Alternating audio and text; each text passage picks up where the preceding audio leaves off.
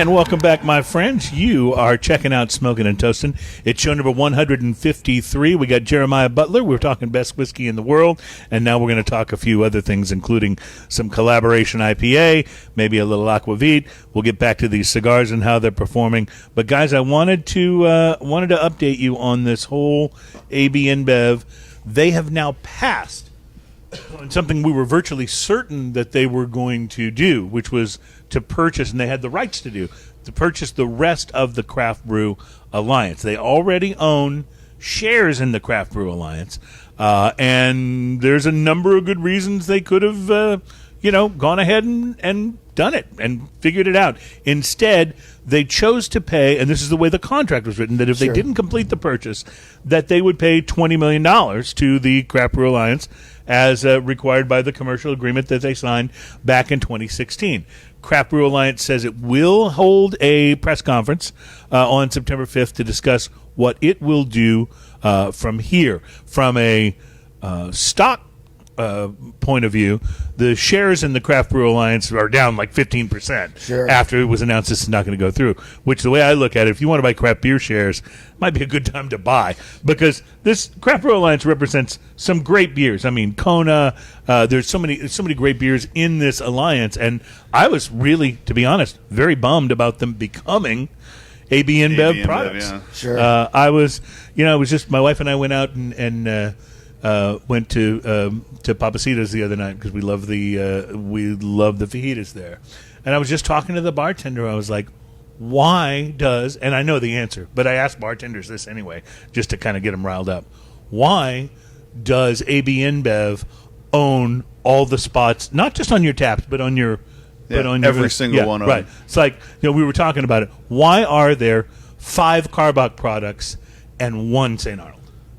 Yeah. Like, that's not representative, if you're in Houston, of where things are. I can understand having Karbach products. I get it. I would have them. They make some very good beers. Absolutely. I have a friend of mine that was helping out with one of the local bars up on Washington a couple years ago, and I happened to be privy to the discussion, and the bar manager goes, well, we've got like almost 20 taps.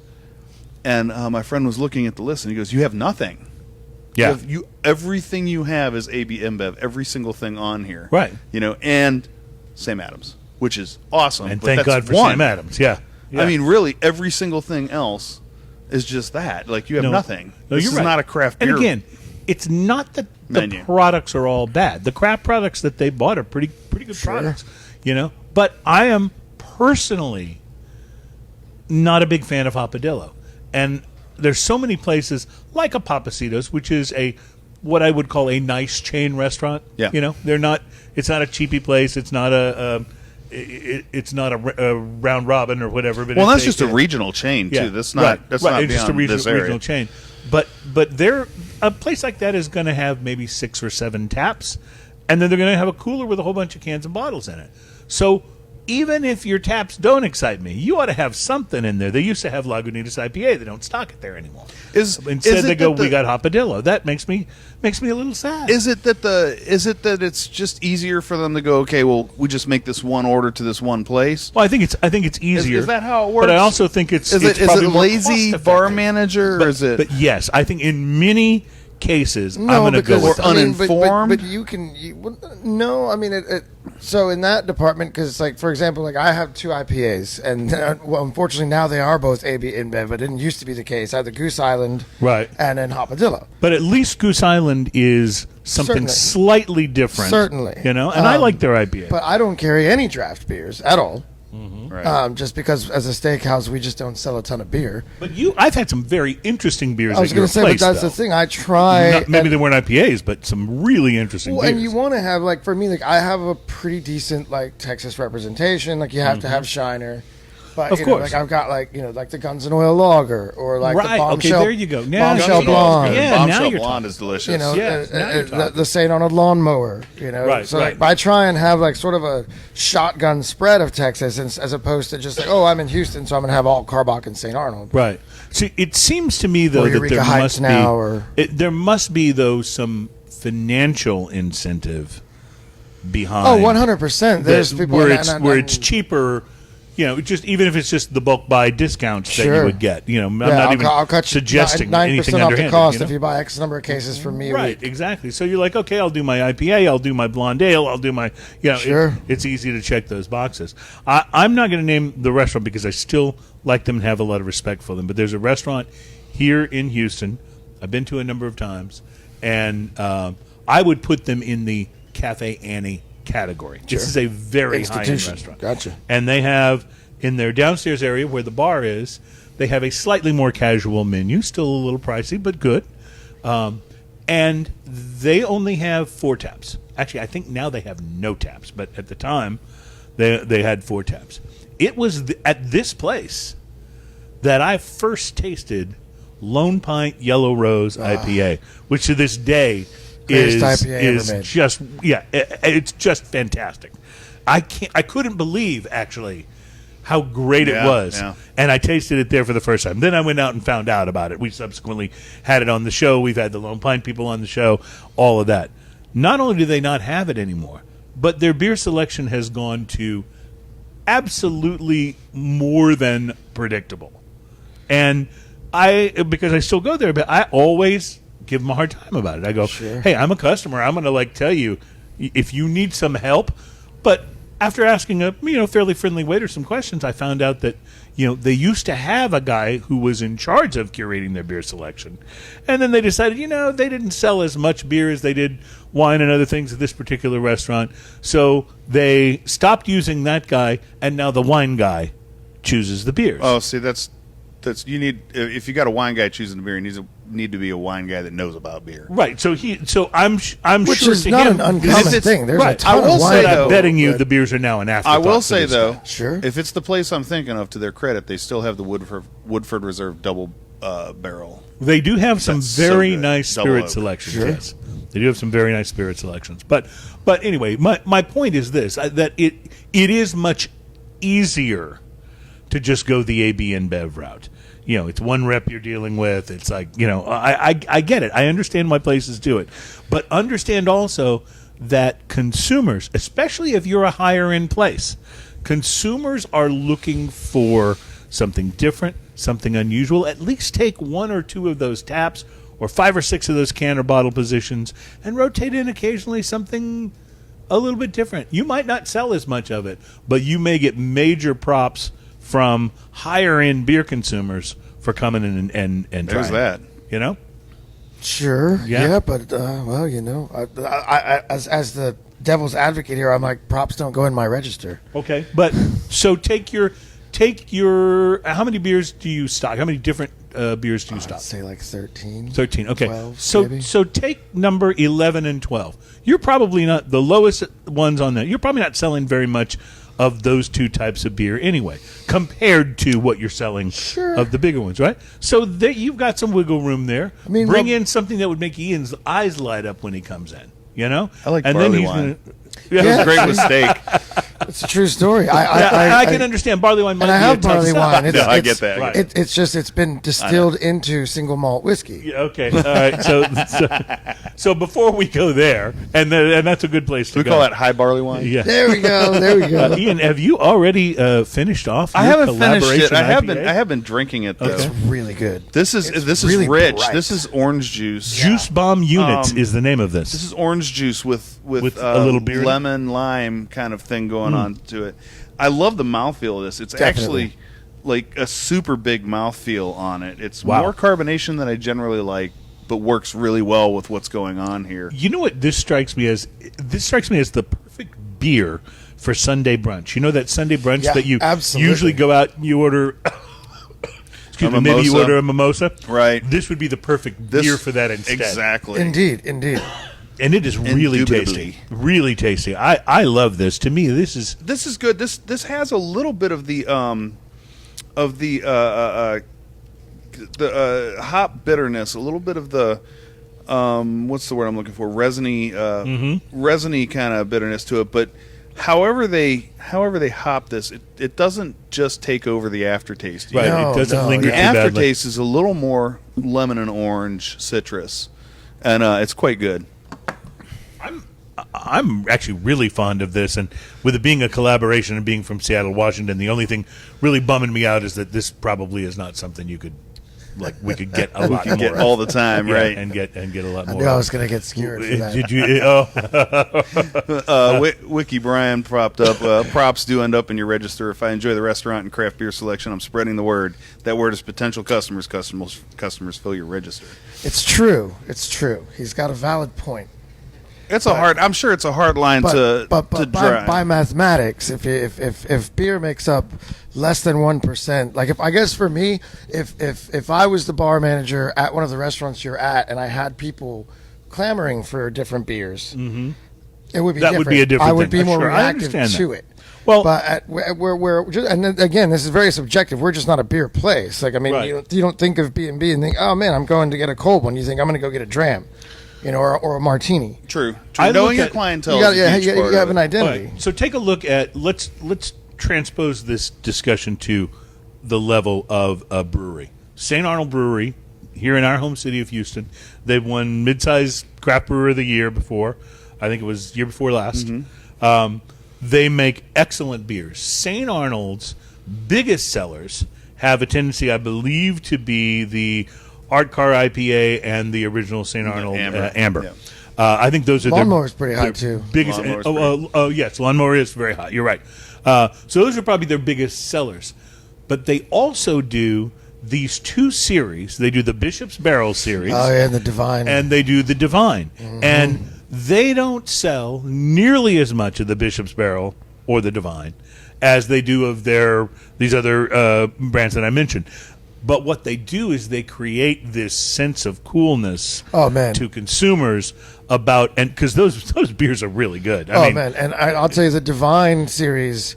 When I was this was a long time ago, but I was at the Stag's Head, and the Stag's Head actually was one of the bars in Houston that would get the Divine cask. Oh, The nice! old- Yes, the yes. I old love uncarbonated that. cask Yes, pull. we used to get that all the And time. there. literally, you'd have guys they walk in, and if you had it, they would immediately sit down and drink, as many as they could, Right. and then.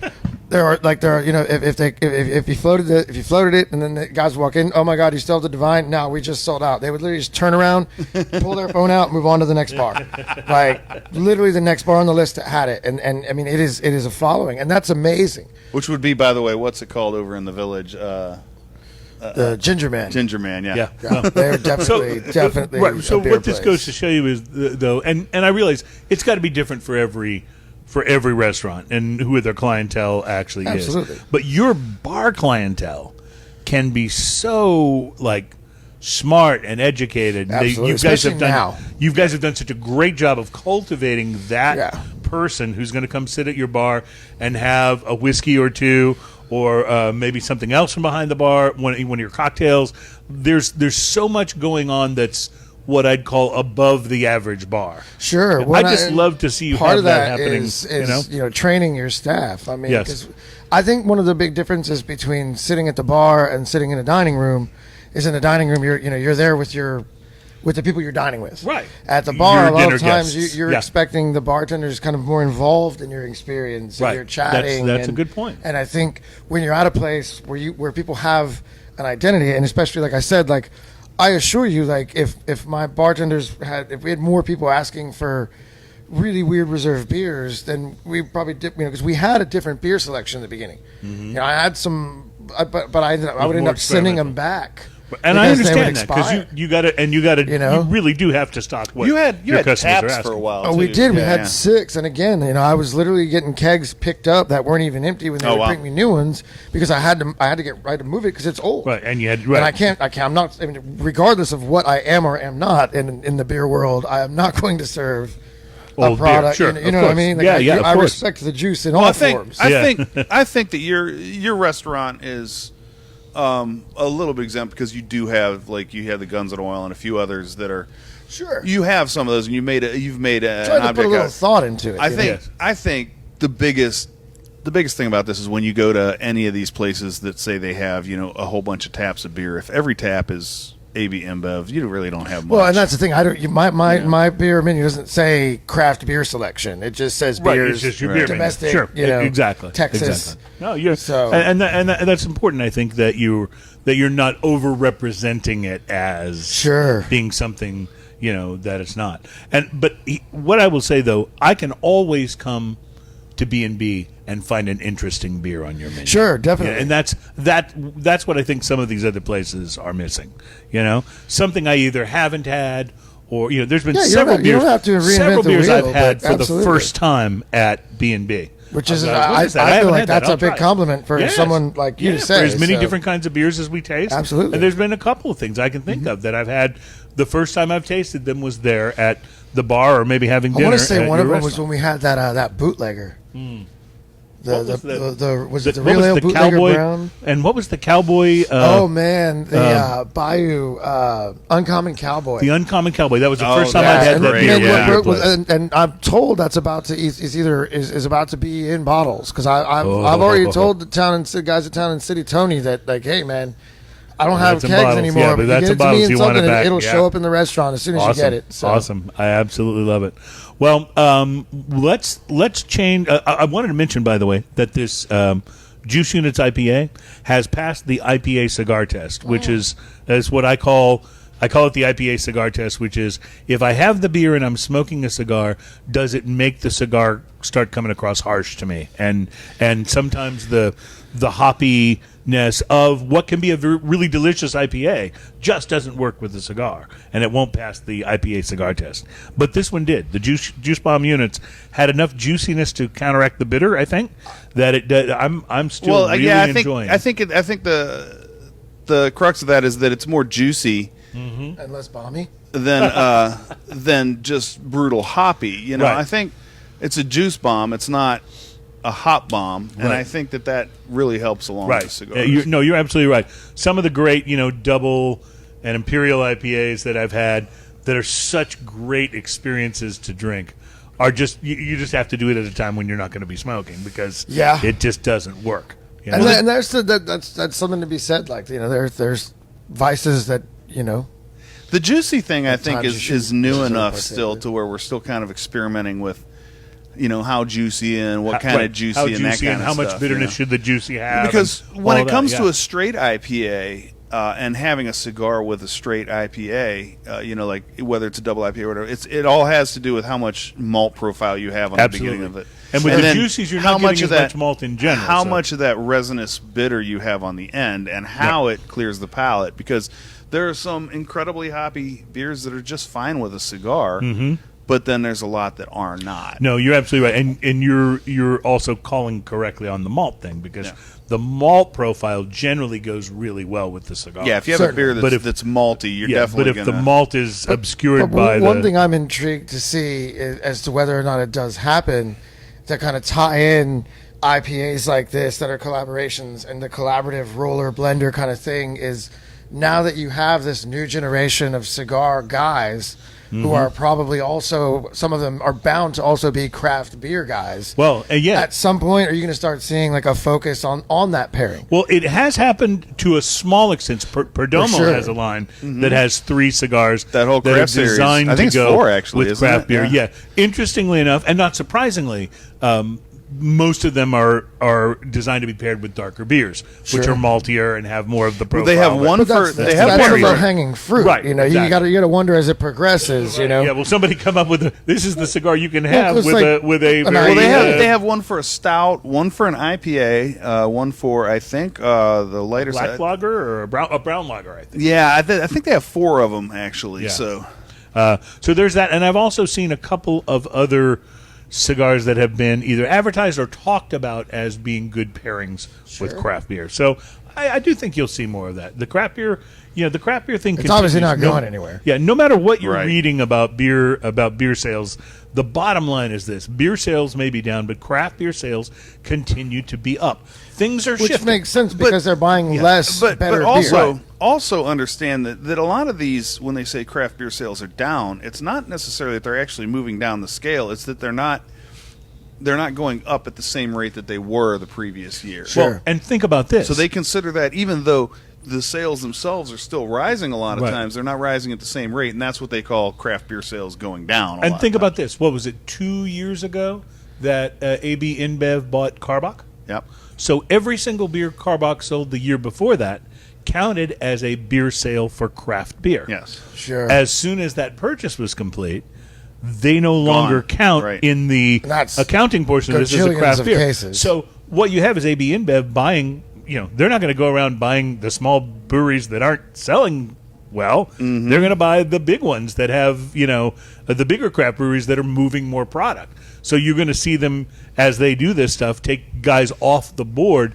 That's going to hurt the quote-unquote perceived sales Sure. of craft beer. But the reality is that Karbach is now selling more than they were before the AB InBev takeover because their distribution's better. Yep. They're in more places. So, all right, we know that the juice bomb units went okay with the cigars. Yeah. You and I talked yesterday about cigars and Aquavit. Yes, we did. Let's do this. And you are, of all the people I know, you may be the biggest fan of Aquavit. I am a real aficionado of this spirit. Yes.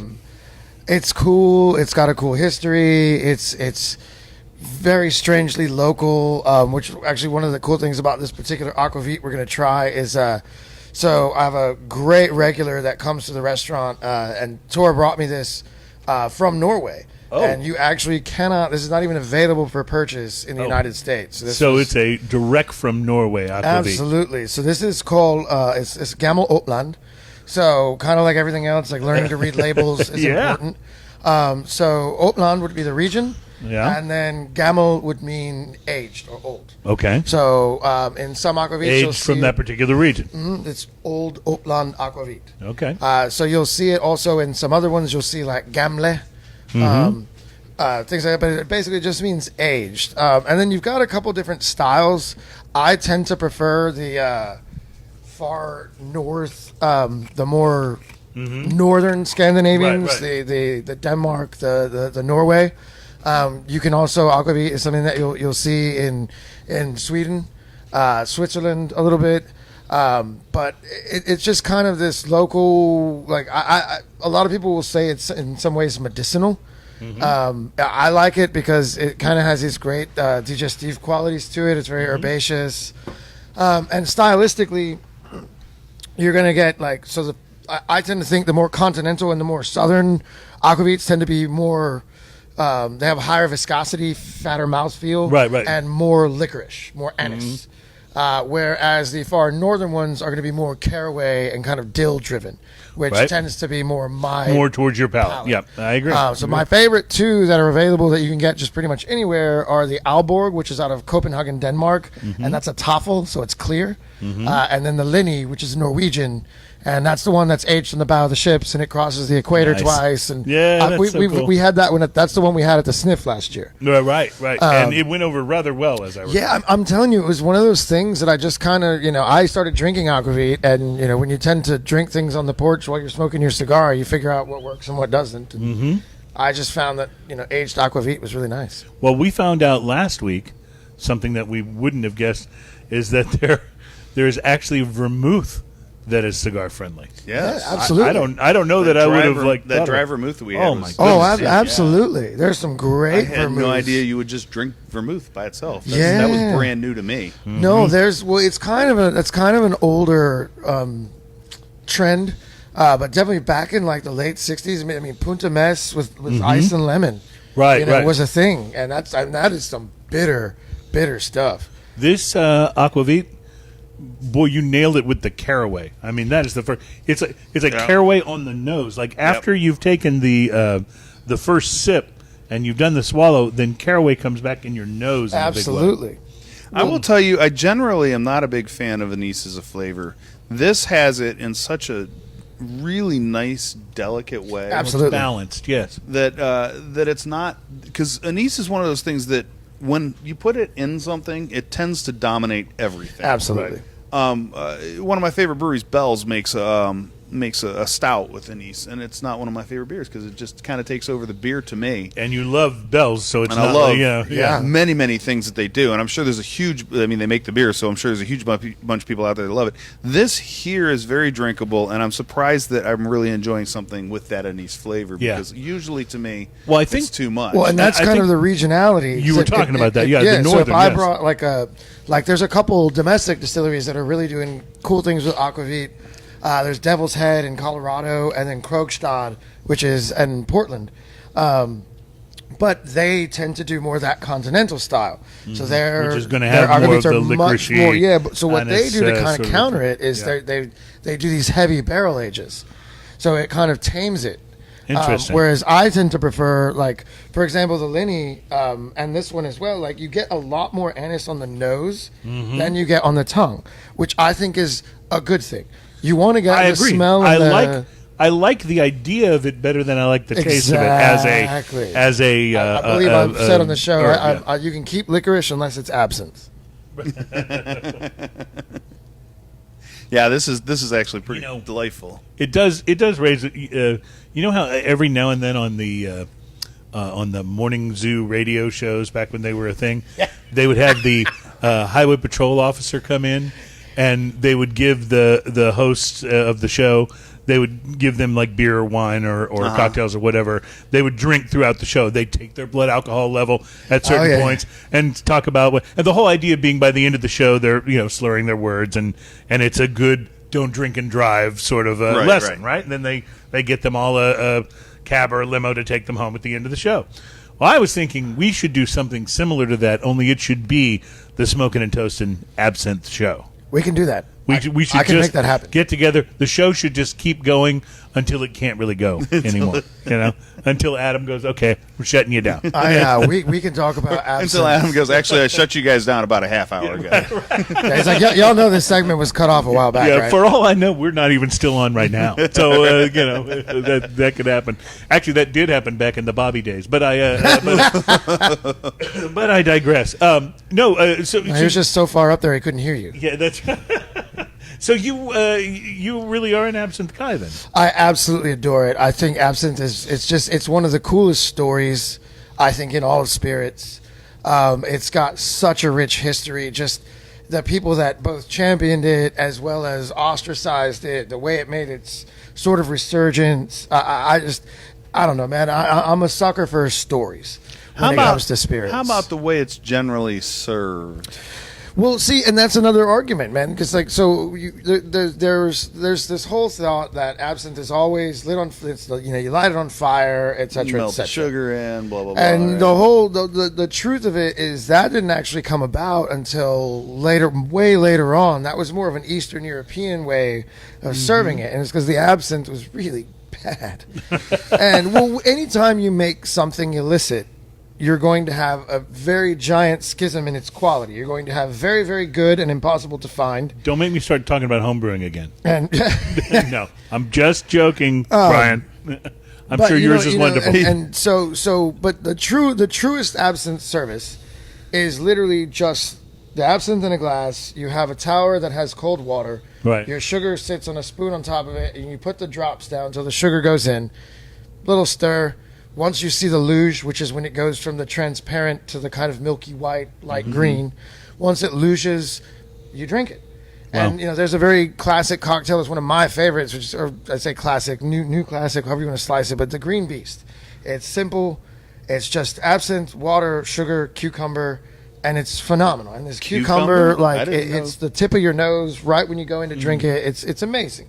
Well, my only real I've tried absinthe a couple of times, just the kind you could get legally here, of course. Sure, well, it's legal now, and that's the thing. They're whole now. It's a thing. There are bars you can go take flight. You can drink flights of absinthe. So my only experience has been tasting it a couple of times, and then back in my radio days, we had an opportunity to interview Marilyn Manson for the morning show.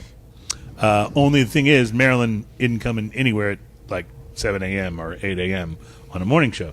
So in order to do this, the morning show members had to agree to come up to the studio at 3 in the morning and record an interview, which would be played back later on the morning show. Here's the interview we did at 3 o'clock this morning. A couple hours later. The morning show used to be there at 5 a.m. or something anyway. So Marilyn shows up, which, by the way, everyone wants to know what was he like. He was as nice and gentlemanly as he could be. Here's my question. Yes. On a radio interview, was he in full regalia or was he just like normal?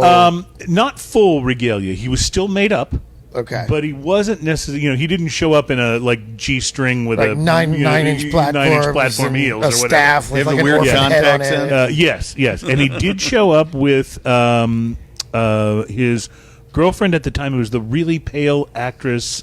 I'll think of her name in a second. She's actually a really very good actress, but she's very, very young and very pale. She came and just hung out while he did the interview. But anyway, the point is, he brought a bottle of absinthe with him. And he sat and poured it and drank it during the interview. And at the time, I thought, oh, Marilyn's really into absinthe. And then I thought, nah, I think he's just trying to be weird. That's quite possible, especially at that point in time. There was an Onion article about how Marilyn Manson was having to go door to door to find new people to shock. At one point in time. I totally get it. But I will say, awesome. It was pretty funny. Yeah, but I will say, in answer to the question, he couldn't have been nicer. So there you go. That's Yeah, good. I always like when Not as nice as Alice Cooper, by the way, who Dude. is the nicest human being That guy, you will ever meet. Every interview I've ever seen with that guy, he's just the he's coolest like a guy teddy ever. bear. Like he's like the nicest guy ever. Yeah. But he's also anyway. very slight, so it helps that he's nice. Yes. But if you take a picture with him, he will oblige by pretending to choke you during the photograph. Nice. And it does make for really good, really good stuff to add to your bathroom wall of the stars if you have such a thing in your home. That's awesome. All right. So this Aquavit, I really enjoy this. To me, the caraway is enough of a strong sort of a flavor of this that it sort of gets that anise or anise, however you say it, to take a little bit of a back seat. And I like that. Yeah, I like that blend very nicely. The anise should be an undertone, and that's very Right. much the Norwegian style. It has also a little bit of an oily feel on the tongue and leaves Yes. a little bit of a tingle too. Yes, it does. in Both a those pleasant way. Yeah, Yes. and that's the wood. So, like, if you had a Toffel Opland, that would be unaged. It would be clear.